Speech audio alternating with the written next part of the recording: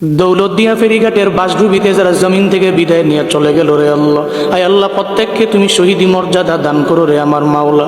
আয় আল্লাহ কান্নার আওয়াজ, আয় আল্লাহ বাবা কান্না করে নিজের সন্তানের জন্য, স্বামী কান্না করে স্ত্রীর জন্য, একজন বাবা কান্না করতেছে, ওই বাবা কান্না করতেছে, বলতেছে সবাইকে, এই লোকেরা তোমরা যাও বাস থেকে আমার কন্যা সন্তানটারে, শিশু বাচ্চাটারে উদ্ধার করো।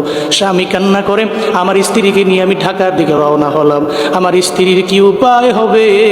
স্ত্রীটাও তো আজকে বাসের ভিতরে জমিন থেকে বিদায় নিয়ে চলে যাইতেছে।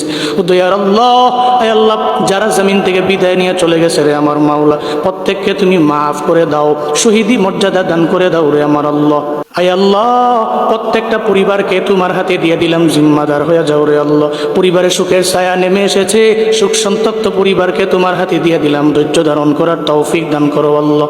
সমস্ত অ্যাক্সিডেন্টের হাত থেকে তুমি আমাদের দেশের মানুষগুলোকে হেফাজত করো মাওলা।